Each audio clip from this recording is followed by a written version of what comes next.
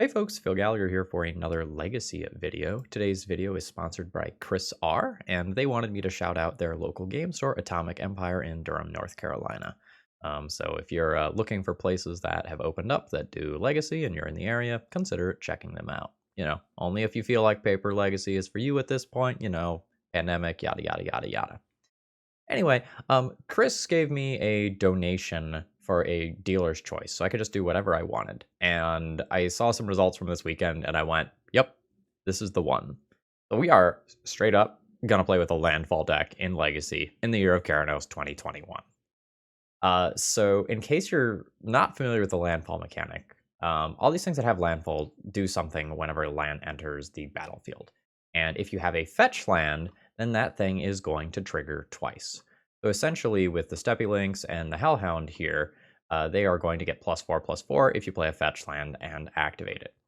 And then Brushfire Elemental is a 1/1 base with haste that can't be blocked by creatures with power 2 or less, that also has this landfall ability that gives +2/+2. So the idea here is that we are going to play a land, crack it, gain 4 damage with these things, and get very aggressive early on. We are in fact so aggressive on that route that we're actually just playing crop rotation without a bunch of sweet crop rotation targets, just so we can turn that into 6 damage a turn. We also have a couple of neat tricks, in addition to just a sick 3/3. Number one is a new-ish card, the Skyclave Pickaxe.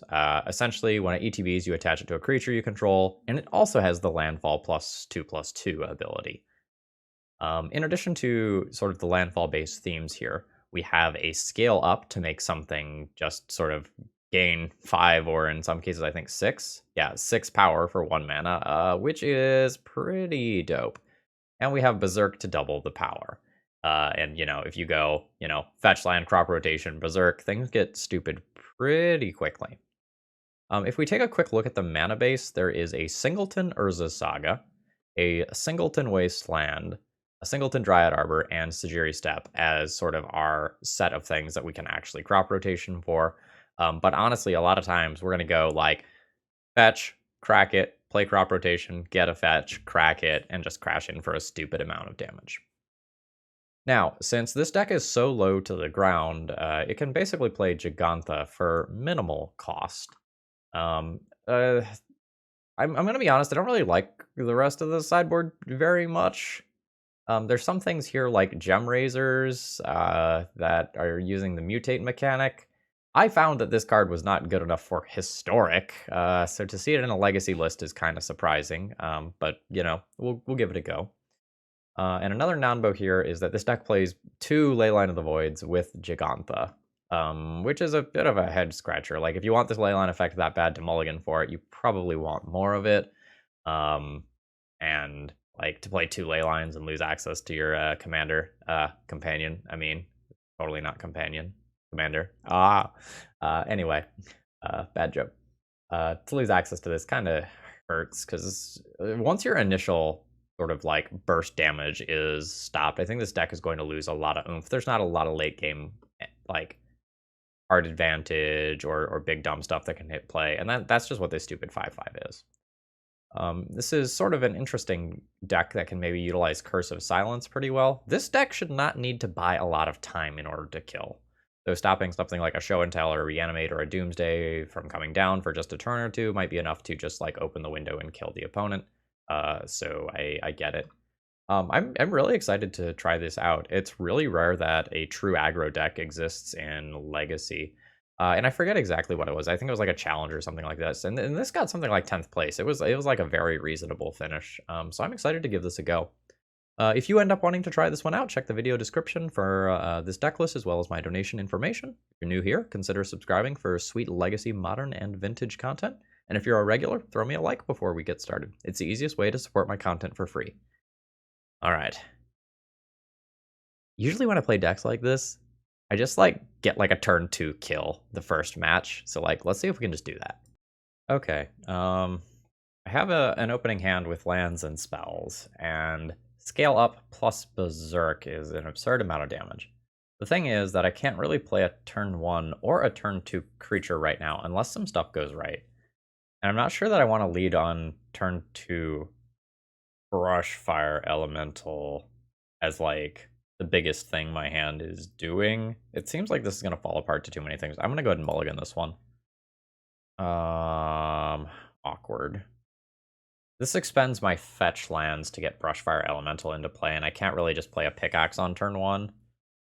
That said, if I hit my 3rd land drop, assuming I put back this land, just so I have that in the deck for later. Assuming I hit my 3rd land drop, it's actually a very good amount of damage.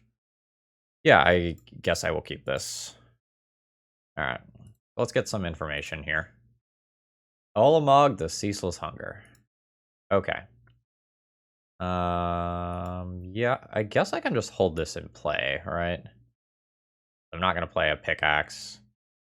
Ooh, okay. That's very good, actually. I'm totally happy to just draw that. Sure. I guess I'll go to my draw step. Okay, cool. Alright, so get like Taiga Savannah. That way, both of these still get green for next turn. Oh, I guess I don't have a plateau anyway. Alright. Red, green.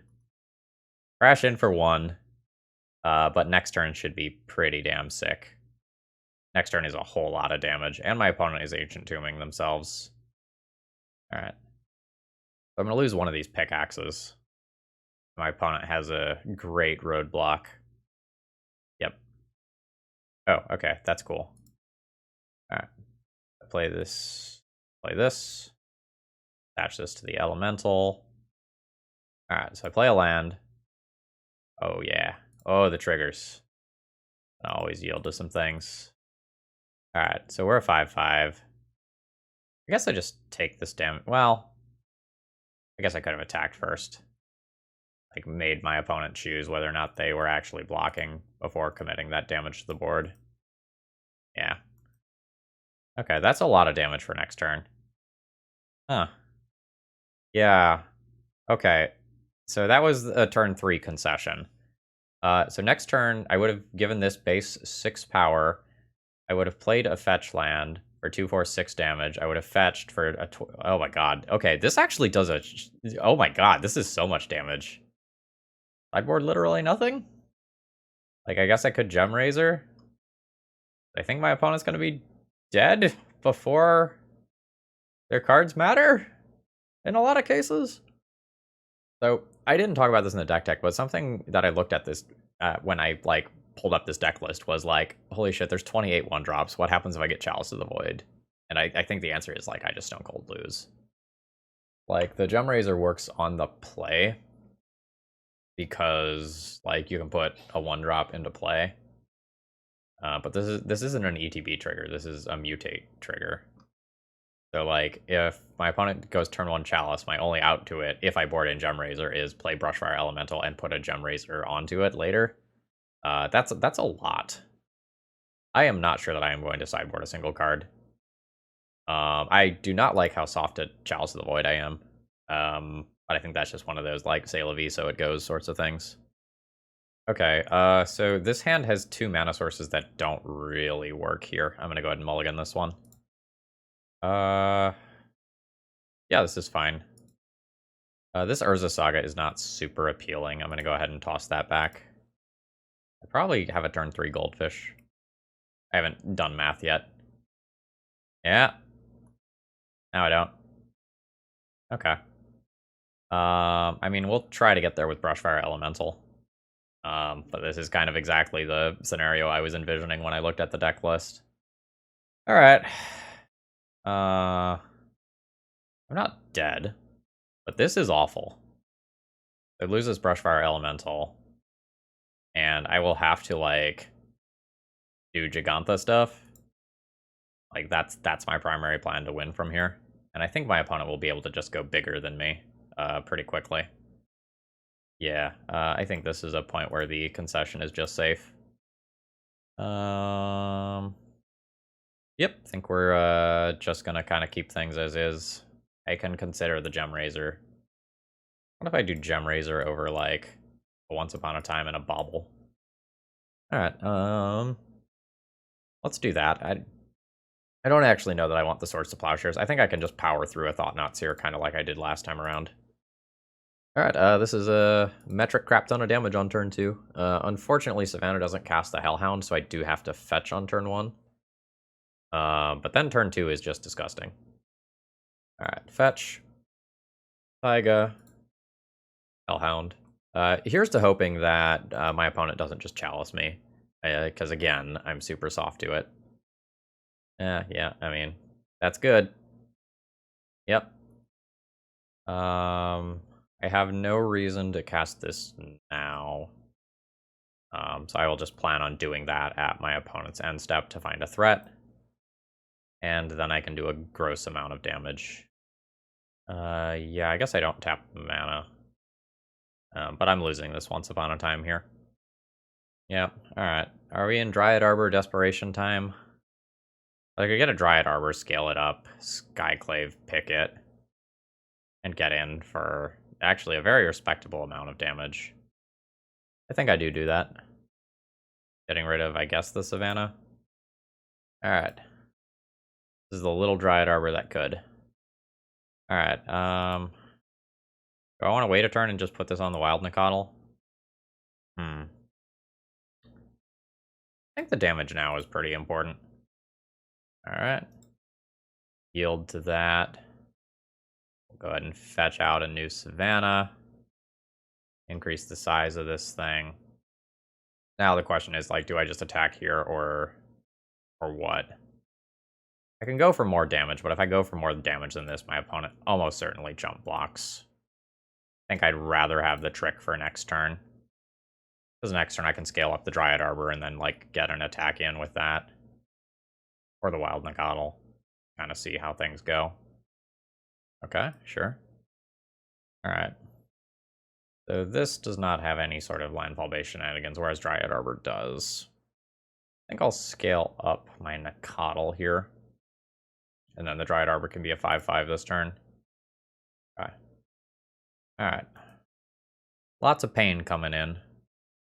Alright, we're seeing a chump. That's fine. I think I will just go ahead and take the immediate damage here. Alright, so I have a Taiga left in deck. My opponent is at 4. They have an Ancient Tomb in play, so their mana options are going to be really limited. Alright, little life gain, and more importantly, extra mana. Okay. Sure. Alright, so I think they're just hoping that they can Ensnaring Bridge me out. I'm going to need a little something next turn. Alright, yeah, that's an Ensnaring Bridge, which again, I'm super soft to. So if I play Brushfire Elemental, I can attack my opponent down to 2 and make it so that their Ancient Tomb is off forever. That will cost me my Wild Nicottle. I think that's fine. Oh, no. Attack with all creatures, attack them directly. I don't get to kill the Karn here.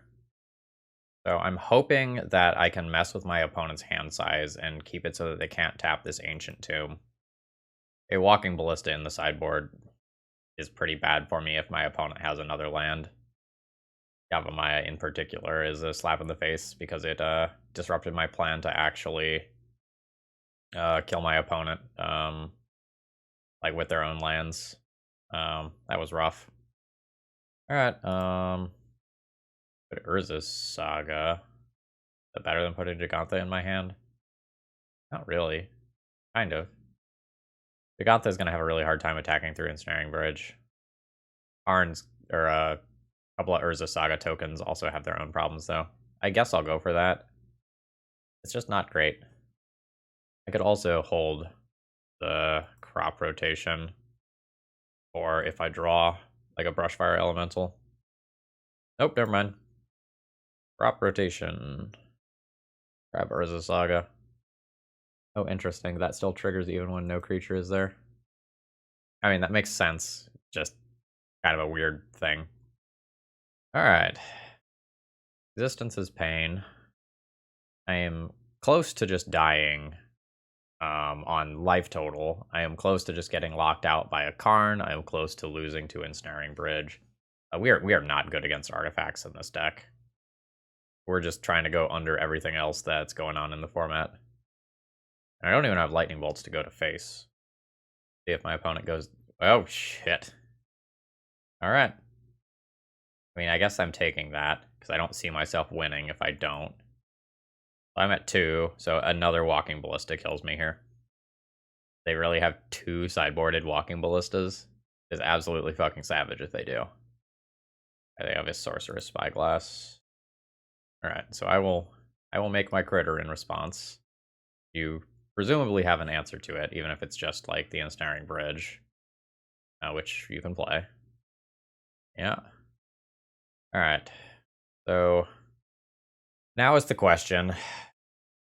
Do I need another creature more? Or do I need to have just 2 cards in play? I think my opponent is going to be able to deploy everything that they play. So I think I am winning this game by drawing a Gem Razor. And accordingly, I'm just going to do this, even though it makes it harder for me to get through the Ensnaring Bridge. And I'm not going to play this land. In Gem Razor, we trust. But my opponent has so many top decks that will just brutalize me. I do not believe I play this stuff. Actually, I might want to play the... God, that's so weird. Because this could attack next turn and trade with one of my constructs. No, I'm not going to do it. Okay. They're not going to go for Matter Reshaper attacks. Hello. This is mighty interesting. Okay. So I'm going to play this. I'm going to attach this pickaxe to it. I'm going to play this fetch land now, so that these things trigger. And then I'm going to pass my turn. Next turn, I can attack in with the 0/0 and then give it +4/+4 and actually attack through an Ensnaring Bridge. This is a little weird. That crushes my soul. Oh, this is worse. Okay, that's fine. We can concede to that. No, I'll go ahead and concede here. I think that's close enough to done that we can call it. All right. So I revealed a Gigantha, and my opponent also revealed a Gigantha. We could be doing a mirror match here. I will be keeping this hand. Seems like it. I think we're both gonna have a good time here. All right, here we go. So we're gonna get our red source and play our Hellhound, and we're gonna try to bring the hurt on turn 2. Yep, it sure looks like a mirror. Alright, so opponent's got a Verdant Catacombs. I don't think I have a kill next turn. Unless... so if I play Skyclave Pickaxe, that would be +4. If I play Scale Up instead, that sets us to 6. Fetch line is +4, that's 10. My opponent's dead. So just confirm 6 +4 is 10, plus Berserk is 20, -1, 19. Alright. Scale up. Fetch land. Get in there. Alright, my opponent did not block. In which case, this is the end. Alright, turn 2 kill. Being on the play is OP. Good stuff. Alright, let's figure out sideboarding. So the minimal amount of interaction that we could probably make is probably good. I'll probably board out a Bobble and 2 Once Upon a Times to just have a higher density of things that matter. Blazing Volley can sometimes kill stuff. Like, it kills the Lynx and the Hellhound at certain points, and sometimes the Brushfire Elemental. I think that's good enough. I don't think we want to go for anything like Curse of Silence. It's symmetrical. This is good enough for me. Okay, quick back of the napkin Dryad Arbor math. So if I Windswept Heath Dryad Arbor, on turn 2 I can play double Skyclave Pickaxe, and then maybe kill on turn 3. That feels too slow. Because we're just racing. I think I need to have a turn 1 creature or a turn 1 removal spell. This is fine. I like this art. I think of these, I'm least into the Windswept Heath art, so we're gonna throw that one back. Just feels correct. just based on gut. All right. Opponent gets the first crack at doing something cool this time.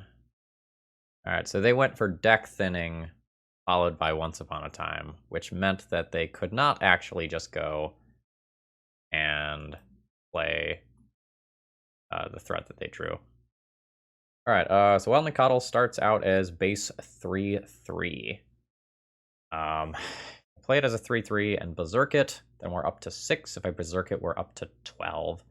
My Berserk will likely kill later. I think I need to get this Wildling Coddle in play rather than Source of Plowshare. It's like I know my opponent has another threat. Yeah. Yeah, I think I'm going to put this into play. It's a little risky, but it opens up some more interesting lines for me since I have double Berserk. All right. Yeah, I expect to take some amount of damage here. The thing about the Swords of Plowshares is that I can also use it to force an attacker through if my opponent does the thing. Yep, I mean, I'm not going to block. What are you going to do? Fetch and Berserk me just like happened in game 1? Yeah, I mean, that's fine. Okay, you were right. The play is broken. All right, okay, yeah, okay. So they had it as well. That's fine. But if I just Swords to Plowshares, my opponent gets on board with the creature again first, and we're just going to end up in that same sort of spot another turn cycle down the line. So I'd much rather get my threat on board than remove their threat, especially in response to like some resources being used, and then try again. This is pod racing, by the way. In case you weren't familiar with what it was, it's this. Again, no threat here. Gonna have to mulligan this. Okay. Blazing Volley is a sorcery. Kinda sucks. Well, it sucks within the specific context of this hand. Is really what I mean. I don't know that this hand is capable. Like, I keep a removal spell, but it's not really great. I keep a threat that's not really great. I keep the Berserks that aren't super great right now. I think I'm going to go to 5 and just try to really leverage being on the play. We'll toss back 2 lands here, I guess. All right. And not great. I expect to lose this one. But I have draws that matter. The little pickaxe thing would be pretty sick. Okay, they picked up a Windswept Heath there. All right. This is a disaster. You know, I am sitting on literal 0 gas here. And my opponent like kept 7 and I mulled to 5. I think this game is effectively over. Especially if my opponent plays 2 threats. Yeah. That's not Blazing Volley. Alright. We have our companion. Let's see if we die this turn. A fetch is real bad for me. Especially now. Yep. So I think if my opponent plays around Blazing Volley, I probably have no outs. Okay, they are fetching for damage. Alright. Just a wee bit of damage. I can still die here. Crop rotation? Crop rotation is rough. Crop rotation means it is yet another fetch land. So I am going to die here. Honestly, good showing from the deck, though. Good showing from the deck. Ooh. I'm glad we got that on camera. I take it. I take it all. Alright, opening hand has a Deuter, and a land, and a way to find another land, and a crop rotation. We've got toys. 100% keeping this hand. Alright, so we'll start with a Once Upon a Time. And we'll pick up a fetch land here, which is exactly what I want. And drop the Hellhound. Alright, so opponent is on a deck that potentially has some interaction. There's a lot of ways to play this turn. A lot of it depends on, like, how do I want to play this pickaxe? I think I just want to play the Brushfire Elemental this turn. And, like, not put myself in a situation where I easily just get wrecked by, like, a lightning bolt. All right, so there's Savannah for some additional oomph. Now let's go red-green for this. So this is 5 theoretical damage this turn. Alright, my opponent goes to 15. And next turn, I haven't countered it out yet, but I assume this is lethal. Sure. Yeah.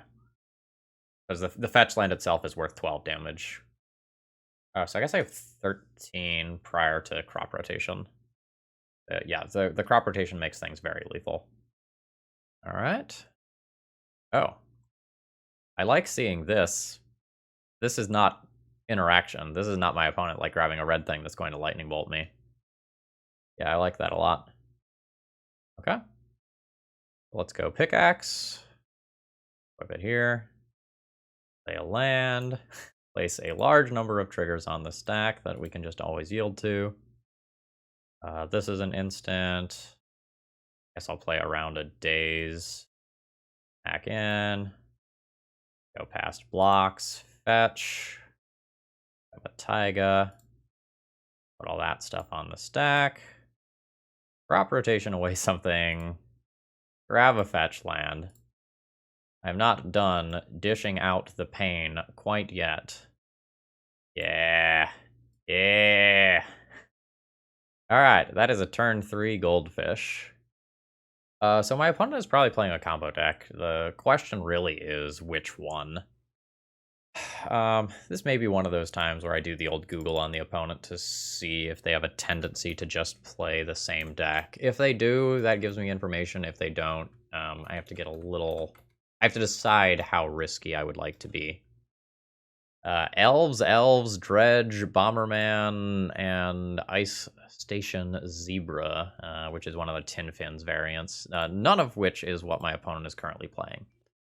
So if I had identified which combo deck my opponent was playing, Curse of Silence would be pretty legit. But since I don't know which one they're playing, I probably don't want to do that. I probably just want to, like, board in a couple of Pyroblasts, because that deals with blue stuff, generally speaking. And maybe just trim a Once Upon a Time or a Brushfire Elemental or something. Does the hand kill on turn 3? Turn 2 Brushfire Elemental. Turn 3 tap a land for pickaxe. Play a land. That's +4. Like, crop rotation. +8. It's 13 damage. That's not bad. I think I can do better. I think a hand with a 1-drop is going to produce more damage on average. Yes, this is fine. Turn 1 Hellhound. Turn 2 Nakatl. Probably better than trying to keep the Berserk without another fetch land for Hellhound. I don't know. It's tempting. I think I'll keep it like this. There's also a world where I board out the crop rotation, or not board out, where I, like, try to be more careful with the crop rotation because my opponent is playing a deck that might have counter magic. Alright, that was a bottom. Oh, this is a fantastic draw, and a draw that makes me wish that I still had the Berserk. Now I don't have to crack the fetch land immediately. Alright. Alright, so we are playing against High Tide. In which case, I think we're set up pretty well. I boarded in the lasts.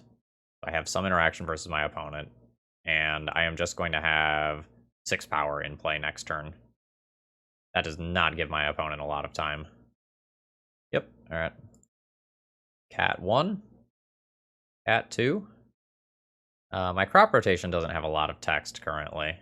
Because, like, it finding a wasteland isn't relevant right now. Okay. Alright, seems like that's it. Alright, see if I can get my 6 damage on. Looks like yes. My opponent's at 12. So I have theoretical lethal next turn. I will just play this. Because then between both of these fetch lands, that's 6 damage for the Lynx, which is exactly the amount that I need to just get in there and win. Unfortunately, this is also the turn that High Tide is somewhat likely to be able to go off. Turn 4 means that they can cast a High Tide, float some mana, and do their thing. I'm just going to do a quick look. My Bajuka Bog is in my sideboard, so I have a Wasteland and a Verdant Catacombs and a Dryad Arbor that are relevant. That's just happening. Okay, so this will untap their stuff. Yep. So this means my hand got better, but my opponent's hand probably got more better than my hand did. I unfortunately did not get brought into a Pyroblast effect. Alright. So things are going to start to get scary here. My opponent can generate an absolutely absurd amount of mana and just kind of do their thing. Alright, grabbing Intuition. Not great for me. The worst thing here is I'm probably greater than 90% to be dead, but you just, like, can't concede versus High Tide because they can fizzle at so many different opportunities. Or I can just, like, get shuffled into a blast effect. I've only got 2 of them, so it's somewhat unlikely to happen. But my opponent is totes dead if I get a turn. Yeah, cast your cantrip, do your thing. Alright, we're getting more High Tide. Yep. Okay, looks like we're gonna get another big untap effect. I do kind of passively need to keep an eye on the turnabouts because they can also tap down my stuff, and I want to make sure that I'm floating mana for Pyroblasts if that's necessary. Alright, a lot of mana. Alright, so that is the 4th time spiral. We have still managed to not go into a blast, unfortunately. Yep. We're pretty much at the point where I think just like Merchant Scroll for Cunning Wish is going to kill me. Cunning Wish is an instant, right? Yeah, Cunning Wish is an instant. Okay, it's another High Tide instead. Mana should very much not be the bottleneck anymore. My opponent has 38 floating. More High Tide, though. Okay. That's fine. I don't care about these things having abilities currently. Yep. Alright, just casual 80 mana. NBD. Alright. This could be the point where my opponent goes for like a Cunning Wish. This is all the same. I'm gonna give them the Cunning Wish directly and just like make them show me. This is just gonna be Cunning Wish for Brain Freeze. Or Blue Sun. Yeah, that works fine as well. And we can go ahead and concede. Alright, 4 Curse of Silence coming in now that we know what my opponent's deck is. And I think I just go ahead and junk some Once Upon a Times and I don't know, maybe we go down on the Berserks. My opponent does have counter magic. I could also see going down Brushfire Elemental since it's just my slowest threat. I'm happy enough with this. This hand is a little soft if this Hellhound gets countered on turn 1, but otherwise it has a lot of persistent damage, even though it doesn't do anything too quickly. I'm fine with keeping this. Note, if the Curse of Silence wasn't here as a follow-up to my turn 1 play, I would 100% mulligan this hand. But this little elemental doggo is such a good boy. Don't think I can throw him back. If this gets countered, that means Curse of Silence doesn't get countered, and if that doesn't get countered, I can have time to like go into another threat pretty easily. Alright, sure. Okay, Nakatl is a great draw as well. Alright, so we'll just always yield to this. Fetch. Grab a Savannah. Hit for 4. Opponent's at 16. I will play Curse of Silence on you. Thrust down doesn't answer that one. Okay, that was force pitching a force. So my opponent answered the hate card, but I am still just going to have an absolutely just raw amount of power. I'm going to attack for 7 next turn, and 7 the following turn. And that's assuming that I have, like, nothing else other than just these fetch lands. If I draw anything that increases my power output, I just have a goldfish after that. Yeah, like that. Alright, so we'll play the pickaxe. Okay. Sure. Put this here. I'm just going to make my land drop here with this, I think. This is still active, though, right? This is still active. I guess if I do 4 this turn with this, does that change my clock? So I deal 5, put my opponent to 9. Yeah, it's probably fine to just do this now.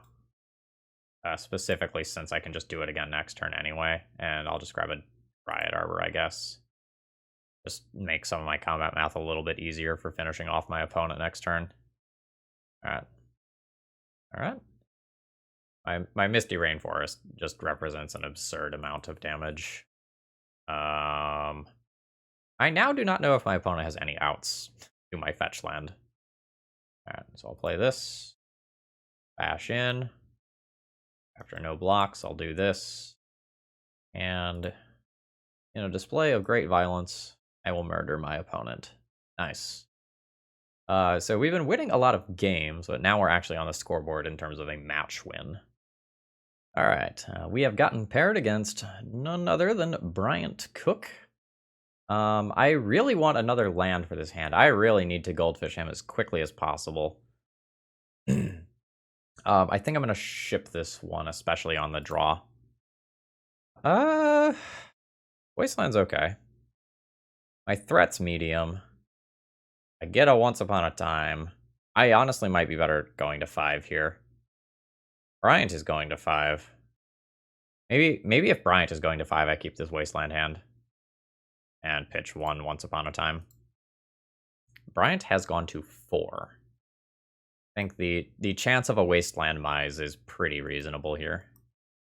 Steppe Lynx, not bad. I'm gonna pick up the land here, and I think just play this on turn 1. Because turn 2, I'm probably wastelanding a good portion of the time. This gets me a little bit less value out of my fetch land in terms of raw damage, but kind of gives me the best turn 2 wasteland play setup. Andra, Doomsday maybe? Like, consider Doomsday? This Underground Sea is not long for this world. Oh no, this is just an alternative version of the same old classic stuff. All right, so let's just always yield to that. Wasteland the Underground Sea. Lay out a Wild Nicodle. Crash in for 2 damage. I can probably shut off some lines pretty quickly here in terms of like ad nauseum sort of things. I have 11 damage next turn as of right now. Actually, no, I have 12 damage next turn. I can Brushfire Elemental as well. All right. Okay. All right. So this will be an Echo. And it's just kind of like, is my Echo enough to get me out of this? It's very possible he's dead. If the answer is no. 11 damage. Sometimes. I will probably do less than 11 damage to Wasteland him again, though. Okay. I'm just going to assume that Bryant has seen this list and knows that I don't have any actual interaction here. What the hell is that? Transmute Artifact. Oh, what a spicy boy. Alright, do we have more Echoes? Alright. Actually, if I activate the Wishclaw Talisman, I am guessing that actually just kills him. That should also just do it, right? Play Skyclave, play Wooded Foothills, yeah. This pickaxe plus, yep, okay. Good stuff. That here. Land. Always yield to that. Fetch again. Grab a Taiga. Crash in. After no blocks, do the Berserk thing. Alright. Casual 19 damage, turn 3 kill. I don't really care about losing access to the companion here. I think Gem Razor is probably too slow to matter most of the time. Leyline of the Void is Pyroblast is also Like, these have uses. I'm going to consider bringing them in. I think I'm going to just completely ignore Gem Razor. I lose access to this. I don't think the Bog matters as a target. I think I'm going to pull this out. I kind of feel like Brushfire Elemental is too slow for this matchup. But if I'm losing access to this companion, I don't know that I can actually cut that many threats. Like, I think I can cut 3 Once Upon a Times and about 2 Brushfire Elementals. But that means I should not board in 2 of these cards. And it could just mean, like, I don't play the Leyline to try to stop Echo-based shenanigans. I just play Pyroblast instead. Like, they have similar roles. I'm also not 100% sure what I am supposed to Curse of Silence in playing against him. Not play the Leylines. I think what I Curse of Silence is situational. Okay, I don't think I'm looking for a Wild Nicodle-based hand. I think I am looking for a Landfall Creature-based hand or a Curse of Silence. I just don't think this hand is powerful enough. So I use my fetch on turn 1, and then I can't get the other power up for Wild Nacatl. I think I'm gonna ship this one. Yeah, we can work with this. I'll pitch 1 pickaxe here, I think. I'll need a little bit more land at some point in this game, but I think it's okay. All right. See how quickly the move is made here. Also gonna be thinking about like prismatic endings as something that realistically might happen. Oh. All right. Do I just name Echo here? Do I name Burning Wish here? Do I just play the Lynx and go for a Goldfish? If I play the Lynx, next turn I play Pickaxe. Then I play a Fetch Land and Berserk. Is that lethal? It's pretty damn close. With the crop rotation, it is lethal. So I think I'm going to ignore the curse and just play my creature. Especially since, like, I could realistically miss with the curse. It is very possible that I just die here, though, for not playing the curse. Ooh, Grim Monolith, even. There was that Spicy Transmute artifact that I saw previously. Yeah, there's Prismatic Ending that I was thinking about. So... Oh. Okay, they're using the Prismatic Ending on my critter. And then they can add Naws. Oh, Bolas's Citadel. Okay, that makes sense as, like, something... Ah! Janky life gain. Alright. Dunking... Or no, they're just casting. Oh. Okay. So, what are you gonna turn the Monolith into? Just something untapped? Yeah. 38 life, huh? 50 for the laser? Or 40? 50. Alright, so one more spell does it. We'll let him have this, though, for his side of the match. Okay, he's gonna play it safe. I'll let him do it. This may be one of those times where he's having a bad league and, you know, he just wants to do his thing. Like, I'm gonna let him have his fun. Yeah, I definitely don't know that my Curse of Silence would have hit the correct thing. Feel pretty confident about that. All right, Brian, you gotta do your thing pretty soon here. I'll let you showboat a bit, but you know, gotta have something else to do. Okay. All right. Oh, there's mentors in there too. Neat. Okay. All right. So you got anything else cool? Oh. Do you just want to go for, like, do you have a way to untap the Bolas's Citadel and laser me twice? Because if you have... Okay, no, it's just multiple sets of 50 damage to me. Alright, I respect that. 6 sets of 50 damage. We're just going to go ahead and let those all resolve, and I'll die. Alright, so it seems like Transmute Artifact, Wishclaw Talisman, Prismatic Ending will be things to name with Curse of Silence. Gemrazor becomes more interesting now. But again, I think I'm going to be dead by the time Gemrazor happens. I think I'm just going to submit and try to goldfish my opponent most of the time. I have no creature here. How does Dryad Arbor do with this hand? Play... no, it's too awkward. Mulligan. Yeah, this is fine. I have to get rid of, like, a reasonable Magic the Gathering card here, unfortunately. I think I'm going to get rid of the Scale Up. There's a lot of ways you could play this hand. The Scale Up provides a nice burst of damage, but I think I want the second threat for if he opens up on Prismatic Ending for my Hellhound. Okay, Fetch Land is a fantastic draw. I will play a Pickaxe, play a land, and always yield, and do the crop rotation in combat just fine. Crash in for the 4. After no blocks, I'll fetch. Grab like a Taiga or something. Take that damage. There's 8. Crop rotation. We'll turn a Taiga into a fetch land. That's up to 12. I will fetch again. Grab a Savannah. That is 16 damage. Putting my opponent to 4. And now I'll play a Wild Nacatl. So if my opponent Prismatic Endings away the Hellhound, Fetch land plus Wild Nicottle is still lethal next turn. Alright, end of turn Brainstorm? End of turn Brainstorm. I guess with the draw that I had there, like spiking that land, the scale up rather than Wild Nicottle would have been lethal this turn. But I don't think I can play towards that best case scenario.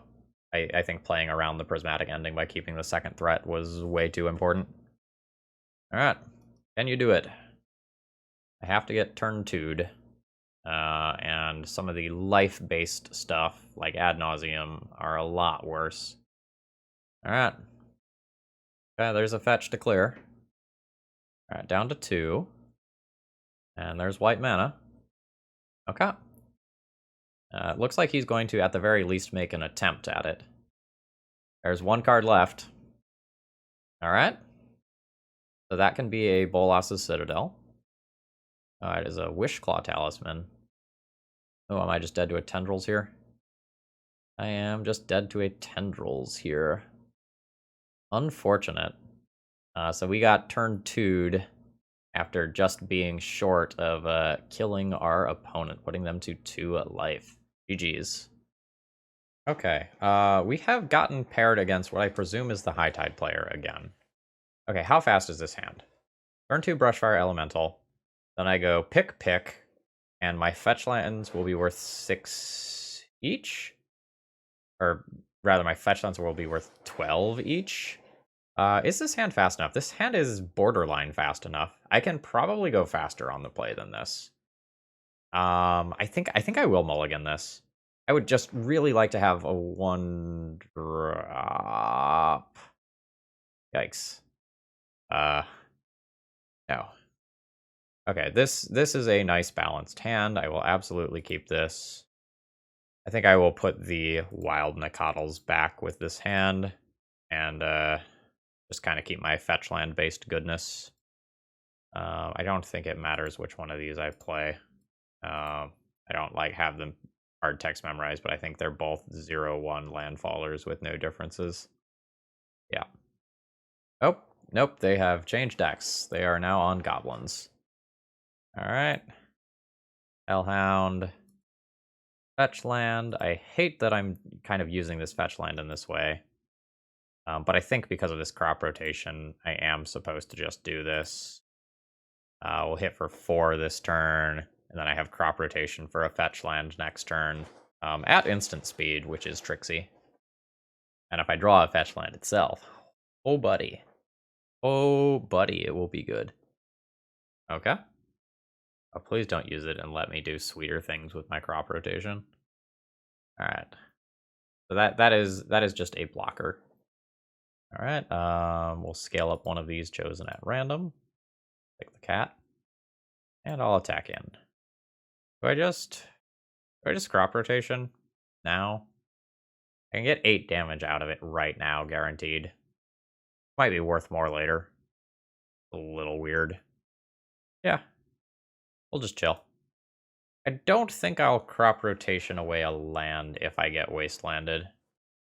I think it's more important that I try to use this for 12 damage right now. Maybe the 8 was enough. Gotten port's awkward for me. I really only need like 1 mana on my turn, but I kind of need it main phase sometimes for some of the stuff that I can do. Seems like opponent has a matron. I'm a little scared. So I am, I guess, floating the mana, but I'm not intending on crop rotating that away.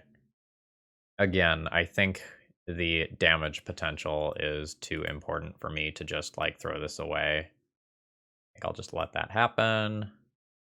All right. Put all this stuff on the stack. Crash in. Yeah. And I think my opponent is dead here unless they have another creature that they can block with, or like a... No, it's too late for the Goblin Sharpshooter thing. Or not Sharpshooter, Munitions Expert. Okay, so they're going with no blocks. In which case, I will make things larger. Big! Crop rotation! I was not done making my creatures larger. Alright, what do I want here? Probably not many cards. Maybe Source of Plowshares and Blazing Volley. I'll probably just keep cutting this Bobble. you know, the one of Urza Saga, I think, is just a bad card in the deck. Like, I get that it's a tutor target and you can, like, turn it into bodies, but I don't know. It doesn't produce the mana you need. And, like, my games are usually ending on turn 3 when I'm winning. I don't know that I want that Urza Saga in there. And yeah, after that, I'll probably just junk some Once Upon a Times. I don't even know if this, like, Source of Plowshares is better than a Once Upon a Time, honestly, but it gives me game against, turn 1 Goblin Lackey, or Ragavan if my opponent is, on that train, like so many other decks are right now. I don't think I want the Gem Razors in the deck at all, but in this matchup specifically, I don't think it's good enough to just take out Vials. I don't think I care about that. Opening hand has multiple landfall creatures and even a piece of removal. I feel great about this. All right. There is an Ether Vial. Let's fetch and play one of these critters. I guess I have more Taigas in the deck, so I guess I lead on that, because if one of these gets wastelanded, I would prefer that it is Taiga over Savannah. But again, I think that's pretty fringe and, like, marginal. Yeah, alright, maybe not. The next question becomes, like, do I want to play around a Goblin Lackey for Muxus? Unsure. I don't know that I'm the biggest, like, play around it deck, you know? Alright. Guess I'll grab a Savannah. Do I want to scale up for 6 damage? Do I just want to play another threat? I think I probably want to post-combat play another threat. This puts my opponent to 16. And I think puts me in range where I'm just going to have lethal next turn. A good portion of the time. Because the fetch lands are worth a lot. The scale up is worth a lot. Alright. So oh, okay. I'm going to lose something here. Oh, yep, nope. I am still going to lose something here. Sure. Alright. This is lethal. 2, 4, 6, 8, plus 6, 14. It's damn close to lethal. Probably close enough to lethal that I get that damage on in there. Alright, so I'll yield. Fetch. Grab a Taiga. Crop rotation. Rotate this away. Grab another fetch land. Fetch. I guess grab Taiga because I want to be able to Savannah no matter what next turn. Taiga. Cast, change my base power. So we're hitting in for 14. Opponent is at 2. I have a Brushfire Elemental, which might be able to get in for some points of damage next turn, even through blockers. We'll see if my opponent just removes stuff right now. Oh man, Brushfire Elemental dealing exactly 1 hasty damage to kill my opponent would be such sweet justice. Nice. Oh my god, it's actually happening. I fucking love it. So this is my last, like, fetchable normal dual land in the deck. And it just gets to kill my opponent here. Oh god, it's fucking tasty. Alright, we got some play points back with this one. Overall thoughts on the deck list. Super fun. This is a really sick brew. I really like some things about it. I think there's some things that I personally would want to change. But generally speaking, I love this hyper aggressive deck. Like, you're a 3-color deck, but you're mostly a green deck, so you don't have too much to worry about in terms of your mana commitments. The deck has a lot of burst damage and can come out of the gate super quickly. So even though you're not interacting with your opponent, you get people dead so quickly. Like, we had a lot of turn 3 kills in this league, and a lot that were just, like, literally 1 or 2 points short of killing an opponent as well. So I like that. I think some of the slots are a little weak. So in particular, I think these 3 slots are just kind of bad, at least as far as the main deck is concerned. I don't think we ever hit with an Urza Saga token. I really also wasn't in love with the idea of actually, like, casting a crop rotation for an Urza Saga, because my opponents were mostly dead by then. So I wouldn't hate having one of these for the sideboard for like matches where I really think the game is going to stall out. But I think in game one you're looking to just get your opponent dead. So I'm not sure, like without knowing the card pool for this sort of deck, I don't know exactly what I want here. But I would probably be looking at replacing these 2 lands with other lands, and then, you know, a bobble can be a 4th Once Upon a Time, I guess, although I don't think that's particularly good. Like, you could just play a random Ragavan, you know, to just, like, do that thing that everyone else is doing. You could play a Lightning Bolt. There might be another, like, land-based option that would be okay as well. I'm not 100% sure. But those would be the slots that I would be looking at potentially replacing. As far as the sideboard goes, I think the sideboard just kind of sucks, to be blunt. I think Gem Razor is unplayable. It is a lot of mana. I just don't think it's good. This deck needs something that can answer a Chalice of the Void or an Ensnaring Bridge or equivalent, and I don't think that card is supposed to be Gem Razor. I think it's supposed to be something that costs 2 mana. You know, this could be a deck that has 2 or 3 Ancient Grudges in the sideboard, for example, and I think that would be something that's totally reasonable. So I'd be looking at junking the Gem Razors, and then, I don't know, like, maybe you want more Graveyard Hate, like, maybe you want more ley lines so that, like, you just don't have to be using your crop rotation to do the Bojuka Bog thing. Maybe you end up moving the Sejiri Steppe to the sideboard instead of playing it in the main deck. Like, you've got options. But I don't feel like the sideboard is super good at any one thing. Like, you play Curse of Silence, and, like, that buys you a couple turns versus combo. That's kind of what you're looking for. Like, right now, we have 3 Graveyard Hate cards. That is effectively 7 Graveyard Hate cards. Like, that's fine. But, like, the ley line shutting off the companion is a little bit awkward. I don't know. Honestly, maybe the deck doesn't need the companion. Like, we never cast it in this league. I don't know that we ever even got to 5 mana in this league. The games were over in one direction or another by the time that had happened. So maybe, like, you could use more sideboard slots. I don't know. That's kind of where my head's at, but this one gets a big thumbs up from me. And if you enjoyed it, maybe give me a big thumbs up with that like button. Would help out a lot. If you want to try this one out, remember that information is in the video description, as is my donation information if you got something spicy for me to try out on the stream. Have a great rest of the day, folks.